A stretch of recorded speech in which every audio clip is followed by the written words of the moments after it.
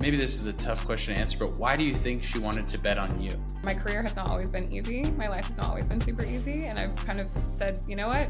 I don't care what happened. I'm going to keep pushing forward. And that's something that they say they look for in people, that failure or roadblocks don't get in the way of success. A good friend of mine and I always joke that deals go to die in your inbox. And how many times have you been at end of quarter and you're like, oh no, I need to bring in another 100K, and you're like digging through emails that you should have been replying to, or like, oh, maybe I can reignite this one deal. And that's kind of where next best action is like not letting those things slip through the cracks. It's a scary journey, but I wouldn't look back and change a thing. Welcome back to another episode of the Beyond the Wealth podcast. I'm your host, Andres Sanchez, and today I have Lauren Goodell, the founder of Zinnia, a SaaS tool for AEs. For everybody here, you know this hits home for me. This is where I work outside of this podcast and the newsletter.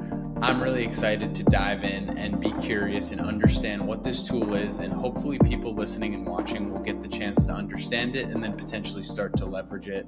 Lauren, thank you so much for being here. Thanks so much for having me. Always love chatting sales. Yeah, of course. So I want to give you the floor here right at the beginning of the conversation to give us a little bit of an intro on who Lauren is and a little bit about your journey. Yeah, so I have been in sales for over a decade. I started my career in corporate. So I was Microsoft, Salesforce, and LG as an enterprise account executive, tons of different kind of sales roles, and decided to build something that I wish I had as an account executive. That's amazing. And I feel like that's where a lot of good companies come from. It's a need, and then somebody actually goes and builds it. It's crazy. You think that these big corporate conglomerates would be really innovative and quick to release things, but at least from my experience, and maybe it's the same for you, it's really clunky, old school, and there's always a ton of room for innovation. But I want to cater to some of the younger audience that's with us. What was that early part in your career like? Why did you choose sales? Talk to us about that. I always joke that I oopsied my way into sales, and it's so true because that wasn't my degree, that wasn't my intention. When I was an undergrad, I went to Nebraska, and I had an internship where I was leading marketing efforts for Microsoft on campus. And my senior year of college, they were like, "Hey, do you want to interview at Microsoft corporate for a marketing role?" It's like, sure. So I interviewed, and they said, "We actually think you'd be really good at sales." And it was nothing that I ever really considered. And I was like, I don't know. Sales seems like a dirty word. Like everything I've ever heard is it's like, used car salesman. And then I saw the offer for sales versus marketing and was like, yeah, I'll take the sales job. So I oopsied my way into it, but then I realized it's not dirty and it's fun, and it's just an opportunity to solve people's problems using technology, which is awesome. Yeah, one, that's awesome. It's funny how most people have that similar thought about sales, but then see the pay band for it and are like, I think I'm willing to give this a try, especially at a company like Microsoft. Obviously, I feel like you downplayed it a little bit. Like getting a job at Microsoft right out of college is an amazing feat. What were some of the characteristics and traits that you brought to the table that you think made them want you to be in the sales side versus the marketing side? Yeah, I frankly, now looking back, I think I'm not great at marketing, so that's one thing. But no, one of the things was they said you shouldn't be behind a computer; you should be talking to people. I'm such a people person, an extrovert. I love figuring out what I might have in common with somebody, building relationships, and they're like that translates really well into sales.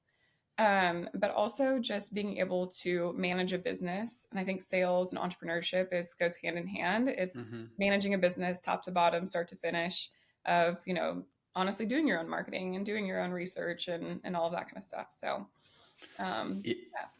Yeah, and that was a perfect segue into my follow-up question is sales and entrepreneurship are really like when I decided to go into corporate sales, I had founded a few companies in college. Unfortunately, they went belly up in COVID, and I was looking for what was going to give me that same dopamine hit of like running a business, having risk.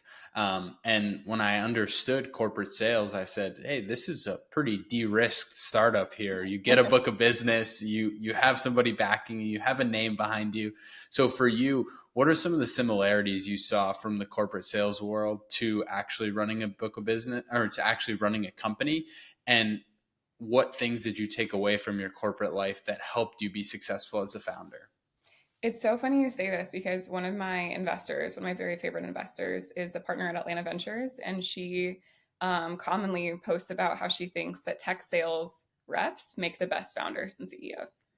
And it's a lot of it comes down to exactly what you said is like you're running your own territory as if it's your own business. So you're identifying your target market, you're identifying your marketing channels, how to reach out to them.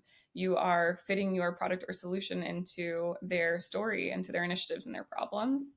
And so all of it is really pretty similar. You're pitching your product to your customers as a sales rep, but you're pitching your company to investors as a founder. So it really is tangential. It's everything in life really does come back down to sales. Yeah, I've interviewed now over 100 people, and I would say 9 out of 10 of the people I've interviewed, sales is the number one skill that they would recommend younger people learn.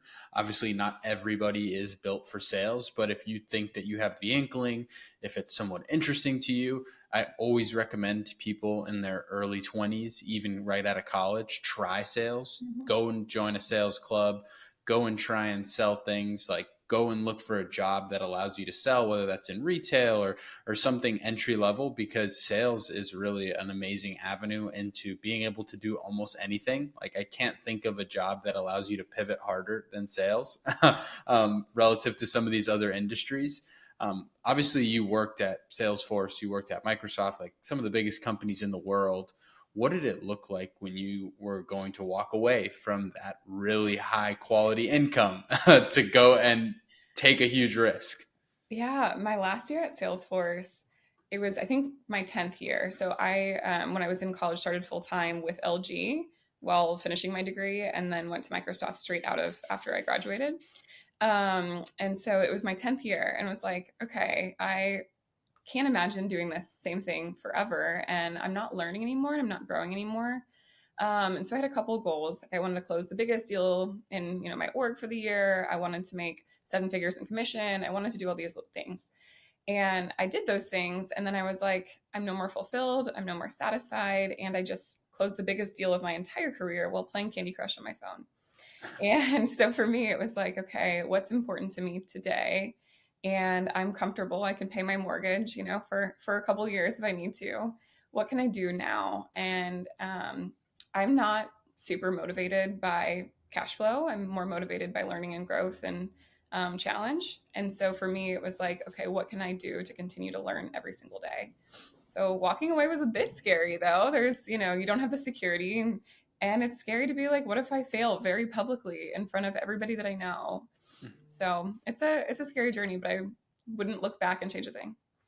Yeah, and how have you been managing that? Obviously, like I think that is the hardest part about it is failing publicly in front of all of your peers that you worked with, because obviously working at those companies, you have a huge network of people who are now interested in why did she leave? Why did she walk away from this amazing salary, especially after being so successful? How have you been able to handle that?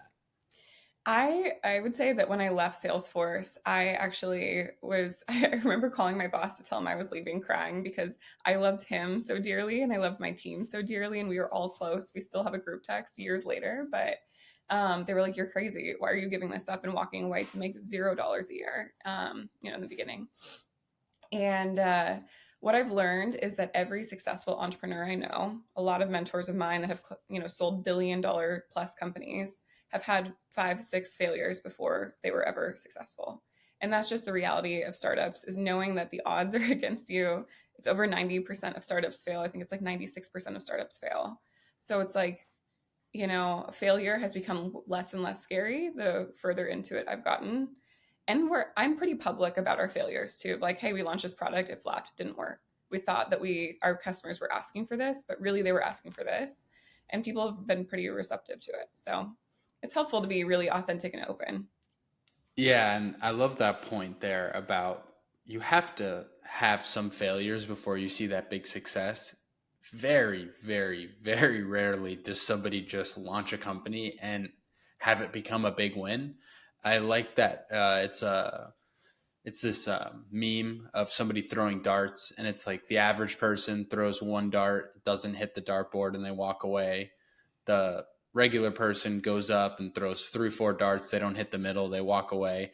And then the last one is like the founder entrepreneur that throws 150 darts, and then the 149th one hits the middle and it's the big win. But it really is, I mean, entrepreneurship startups really are the ability to weather the failures, knowing that there's going to be potentially luck on your side and a few other factors that you will eventually find something that works and you're going to be able to run with it. Unfortunately, most people just can't get through some of those failures because it really is challenging to fail, especially when you were successful in previous careers. Because I think about my life in sports, I think about my life in sales now, and I've had startups that failed. Those were really the first times in my life that I was unsuccessful. And that is hard to swallow, especially when you're surrounded by people you know. And being able to turn the page and move on and take whatever you learn from that and jump into the next one is really the biggest catalyst, in my opinion, to being a successful founder. Yeah, no, absolutely.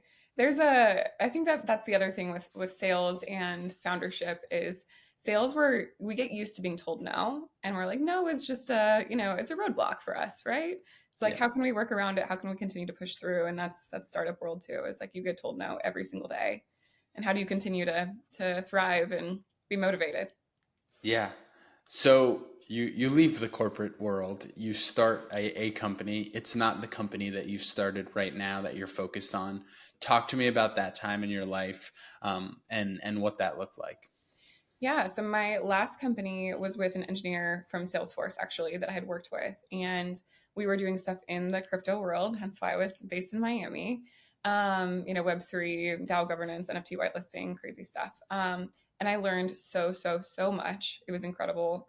Learned a lot about pitching. I had never raised capital before. And I think I pitched to 70 investors before we got our first term sheet.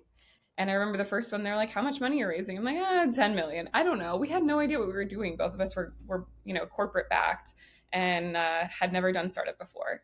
And by the end, it was like, okay, I learned what a data room was. I learned how to, create a good pitch deck. I learned how to make a use of funds, all of these little things, nuances that you never really think about in the corporate world. I learned all of the basics there. And we were lucky to have a partner company that we were working with that ended up acquiring that company. So from there, I had an awesome investor, Atlanta Ventures, that was like, hey, let's build something new together. And that's where we built Zinnia. That's awesome. And talk to me a little bit about the pitch decks and talking to investors, because I feel like that's one of the scarier and more daunting things for some of these younger founders.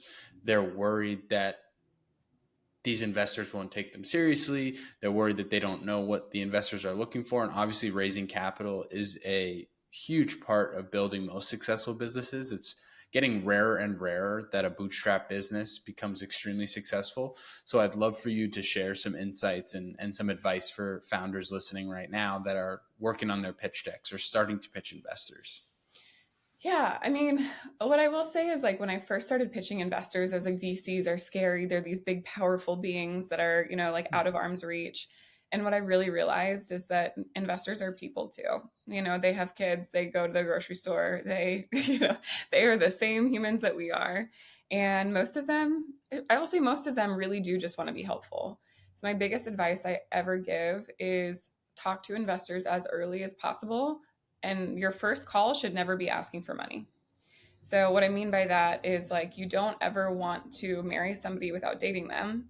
And getting into a partnership with an investor is that means you're probably going to be talking to them every week, every month. You're going to be answering to them. So, you need to make sure that you like them. And so, I always take the approach of reaching out to investors that are investing in my space in sales tech and AI, are passionate about kind of the things that I'm focused on. And I'll say, like, hey, we will be raising in 6 months, 8 months, whatever it may be. but I have some questions like, what are you looking for? What milestone should I be reaching? What competitors do you see in this space? What questions do I need to have answered? And so it kind of opens a line of communication before. And so you can kind of get to know each other before you're ever asking for money. Because if the first call to somebody is like, hey, can you give me $10 million? You're going to be like, who are you? And no, I won't. So it kind of makes it a little bit less scary too.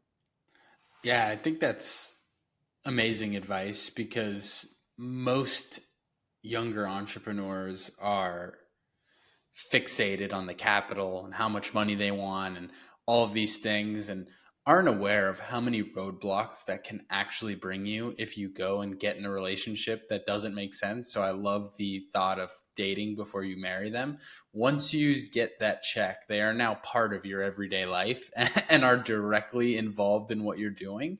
And you can look up stories like the Uber story and different things like that, where founders are literally pushed out of big businesses because they took capital from people that maybe wanted to see the different things from these companies and have a different vision for it.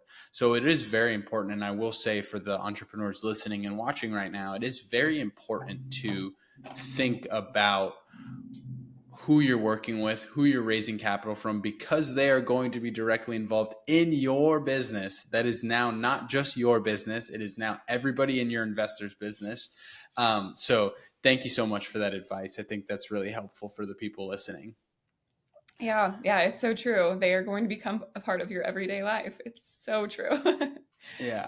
So you launch this business in the Web3 space. It gets acquired, which is fantastic. When did you start thinking about the next play, which we're going to dive into, which is what you're working on right now? Immediately. No, I remember calling up actually that same investor that I mentioned before. I called her up and said, I don't know what I want to do next. Do I go back to corporate and take a really healthy cush job? Do I start something else? Do I do a consulting company? I've always done a little bit of sales consulting on the side. So like, what's the right path forward? I'm just trying to get, figure this out. And she said, come down to Atlanta tomorrow and let's have lunch and chat. So I drove down there and she said, you're meeting my entire team of investors and all the partners. And Atlanta Ventures has a studio. So if you're familiar with Calendly or SalesLoft or Terminus, all of those are companies that went through the Atlanta Ventures studio, and we're the fifth one to go through Cool. behind them. And yeah, so they said, let's build something together. And the way that it works is they just choose an entrepreneur that they really like. Happens to be a lot of them have been in sales. But they say, okay, let's take a couple months for ideation and figure out an area, a market that you're passionate about, that we believe in. And then once we land on an idea and do customer discovery, let's launch that business and we'll fund it. That's awesome. And I use Calendly for this business. I've used SalesLoft in my career as well. So both very familiar companies. And maybe this is a tough question to answer, but why do you think she wanted to bet on you? That's a great question. The one thing that I will say is she has told me, and I've heard from this specific investor about resilience being really important to them. And my career has not always been easy. My life has not always been super easy. And I've kind of said, you know what? I don't care what happened. I'm going to keep pushing forward. And that's something that they say they look for in people, that failure or roadblocks don't get in the way of success. Awesome. So obviously the the elephant in the room here, Zinnia is the company that you're currently building, that you've launched with them. I'd love for you to give us the elevator pitch, and then we can dive into more about the product, who uses it, and different things like that. Yeah. So Zinnia is really focused on what I always joke is like an AE's best friend. So, what are all the manual things that I didn't have time to do, or I did, but they were at 10 p.m. the night before? Because there's never enough time in a day for sales reps to do everything that they should do to be a really good sales rep. And so we started and launched the platform focused on research and discovery. So, who the heck are the people that you're meeting and what's important to them? And what I mean by that is I used to go research on LinkedIn, on the company website, maybe listen to any podcast they would be on. But then I would even go to social media. Do they have kids? What's their personality type look like?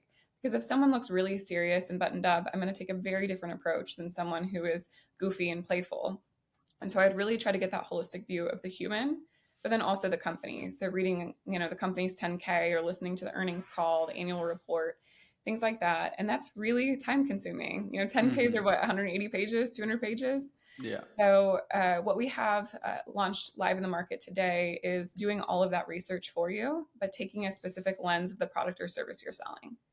So instead of just saying the Microsoft's 10K says that they're focused on sustainability, it's okay, well, the Microsoft 10K is focused on sustainability. And so we are allowing you to use less compute power because we're, doing optimizing AI or, it's actually putting the lens on of what a seller should be doing of what they're focused on selling. Yeah, and I think that's definitely needed because as somebody who's in that world right now, I feel like 10% of the job is the sales, the 90% of the job is admin work. Mhm. And for most people, that's not very exciting and it's not really what you sign up for, but it is what it is right now. I have talked to people that are in a similar space and are launching companies that are around in different areas of the business, but I do feel like we're headed towards a world where it's going to be less admin-y because we're going to have AI agents and different things like that. So for you, who's the target audience for this? Who are you trying to sell to? I would imagine it's corporations, but I'm interested to hear. Yeah, so we launched in June, late June, and our goal was just to focus on account executives. And from there, we have 100 plus businesses now on the platform, but we were really focused on understanding who gets the most value, who's using it every single day. And what it looks like is anybody that has a named account list is really our like primary target market.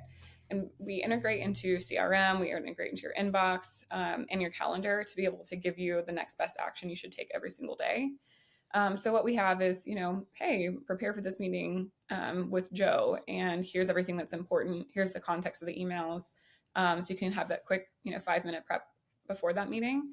But then also taking the call recording and writing the follow up email for you, or replying in a smart way to any emails that may be inbound of does your product or service do this? What's the next step for this? So we actually will draft the first draft of kind of all of your interactions with your customer. Oh, okay. That's amazing. I feel like I need to reach out to the people at my side of the business and say, hey, I could really use this tool. We should look into it. Um, Obviously, you just launched in June. It is still very fresh. Mm-hmm. What does the next 12 months look like? What are some of the goals and initiatives that you all are launching and what would be like an amazing 12 months in your eyes? Yeah, so we are launching Next Best Action GA in the next couple months. And that's really where that's saying, a good friend of mine and I always joke that deals go to die in your inbox. And how many times have you been at end of quarter and you're like, oh no, I need to bring in another 100K, and you're like digging through emails that you should have been replying to, or like, oh, maybe I can reignite this one deal. And that's kind of where Next Best Action is like not letting those things slip through the cracks. And, if one of your prospects goes dark on you, instead of being like, hey, Joe, have you read this? Did you have anything to think about it? It's like, hey, by the way, saw this article about the Minnesota Vikings, given our last conversation, thought that you'd find this interesting. And it's really just like value add, personalized touches that good sales reps do, but nobody actually has time to do. Hmm. So that's getting ready to launch. A good next 12 months is that people love it and we take over the world. It's great. That's very exciting. I saw on your LinkedIn that on the company LinkedIn that you had won a pitch competition or a competition like that, and you were holding the big 100K check. I'd love to hear about that. I know for founders, events like that are huge. Like 100K is like life changing for some founders in the early stages. What was it like entering that, and why do you think they picked you as the winner? Oh, I'm so excited about partnering with Hearst. So Hearst Media, if you're familiar, is one of the biggest, if not the biggest media company in the US. They own like Cosmopolitan and A&E and part of ESPN, and they're just this huge conglomerate. They also have healthcare companies, all these other things. They are awesome, and they have the Hearst Lab, which is super hands-on and gives resources to founders that are early stage. So actually, one of my current investors reached out to me and was like, hey, there's this competition. I think that you'd be really good for it. I think that it could be a really good partnership. And we weren't really raising, but Hearst has a bunch of companies that would be perfect customers for us.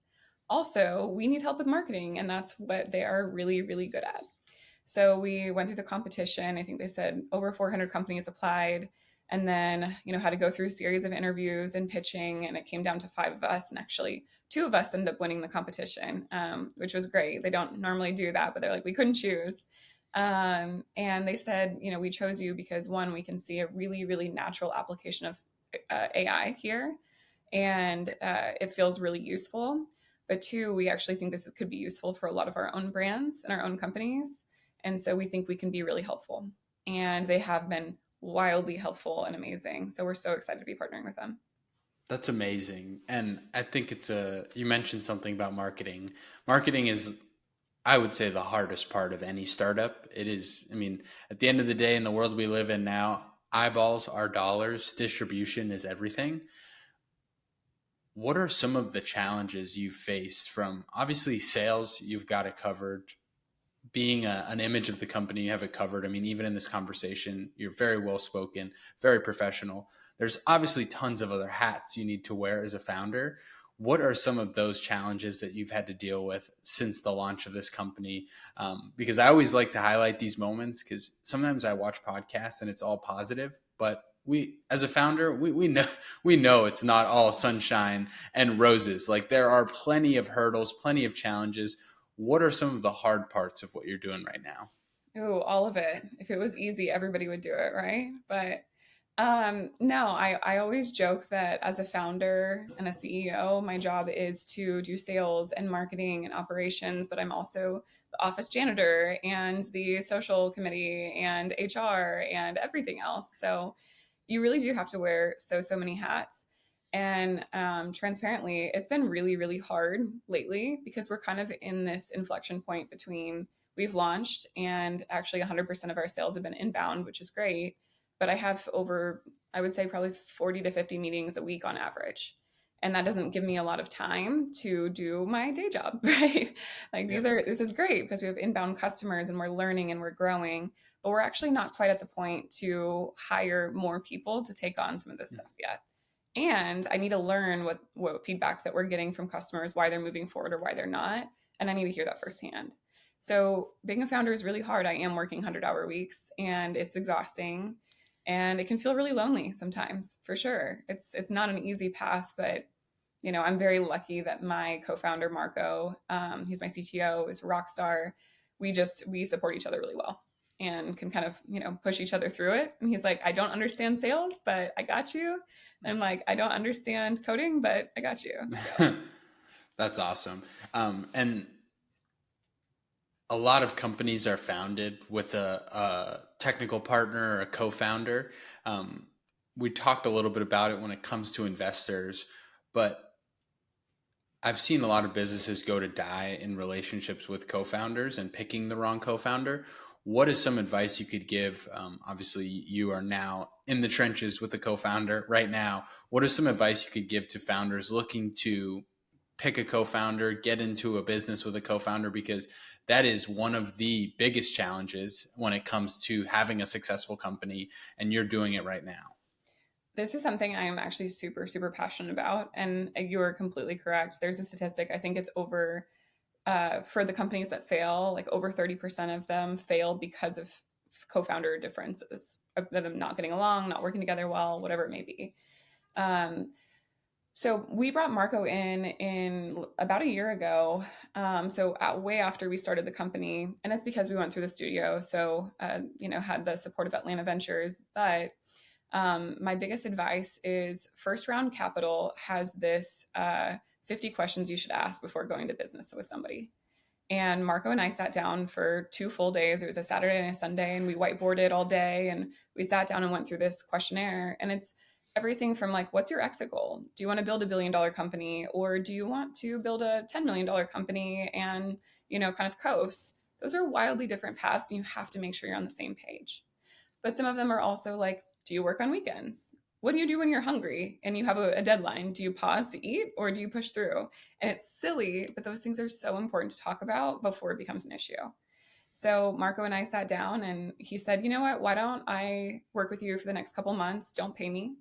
and let me just do this for a couple months. And if at the end of it, you think that I've done good work and you enjoy working with me, like bring me on as your co-founder.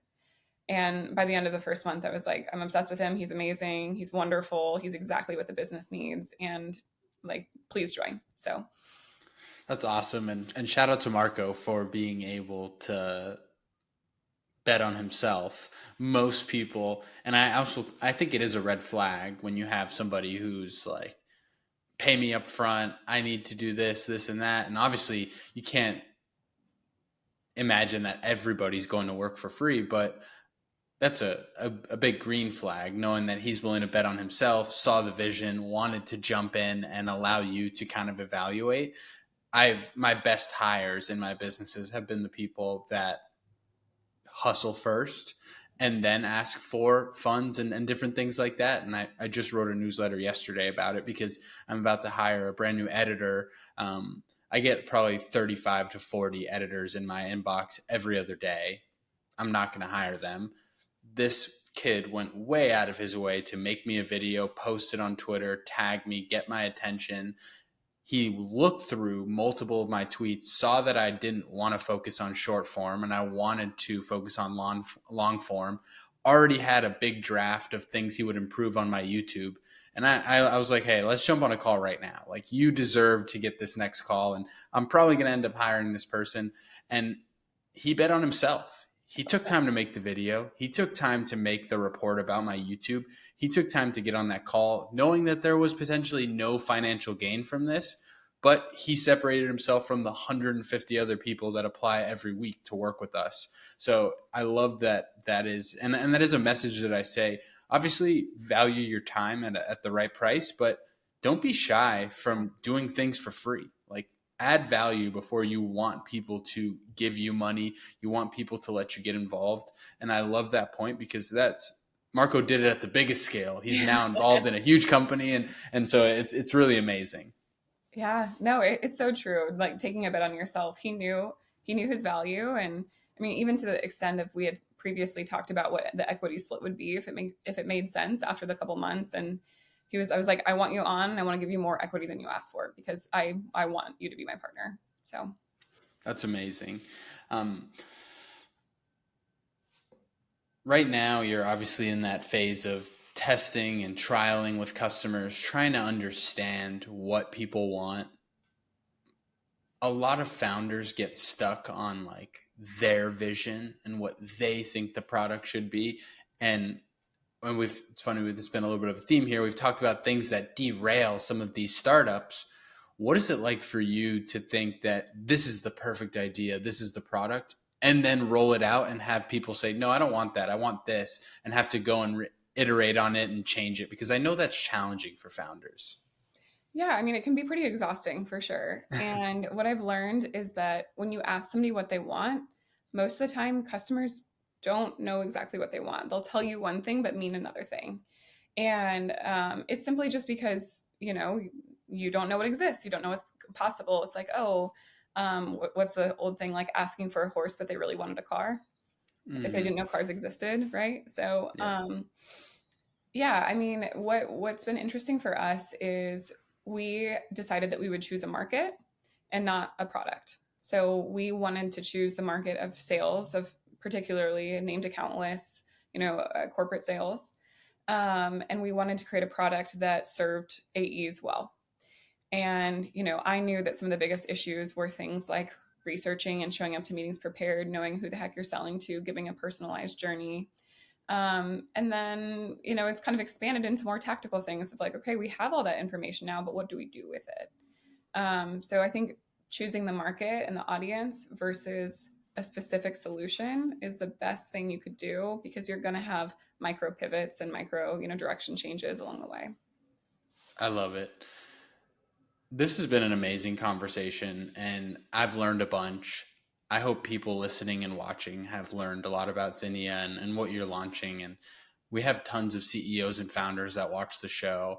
If you have AEs, you have salespeople, and a lot of the stuff we talked about is applicable to your business, make sure to take some notes and reach out.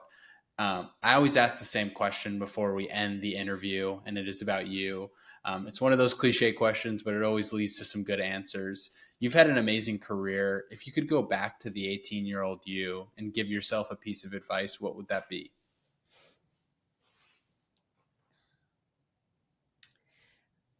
Nobody knows what they're doing, so just go for it. Just go for it. Don't be afraid of failure, because you will fail over and over, and that's okay, because failure is just learning. Just do it. In the words of Nike. I love it. And I actually really, really, really love that point. One of the things that I've learned and has been the most eye opening to me is almost everybody doesn't really know what's going on. People are good, people are smart and can figure it out. But most people, if they're genuine and open, will tell you that they're also just figuring it out along the way, even at the highest levels. And most people cut themselves short or sell themselves short because they think the person they're meeting with is an expert, or they think the person they're talking to is a genius.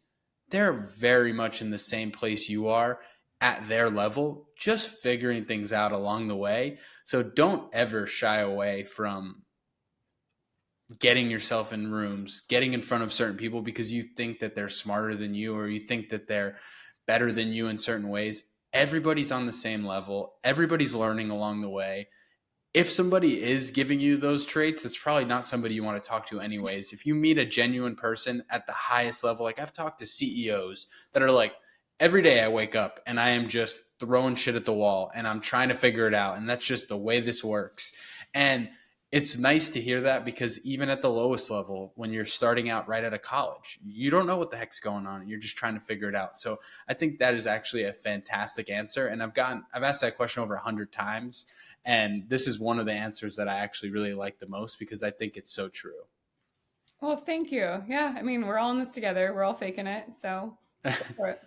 Yeah, of course. I want to make sure anybody that's still with us now can go and connect with you. What platforms would be good for them to reach out to you on?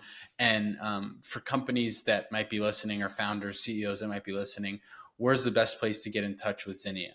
Yeah, so if you want to get in touch with me, LinkedIn is always the best avenue. So again, my name's Lauren Goodell, but if you want to check out Zinnia, it's getzinnia.ai. So you can check us out there.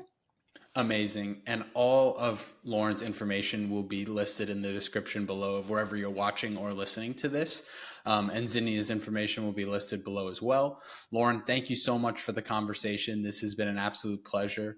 And I look forward to seeing you continue to succeed. And I can't wait to see what the company turns into. Thanks so much for having me. Yeah, everybody, thank you for listening, and we will see you on the next episode.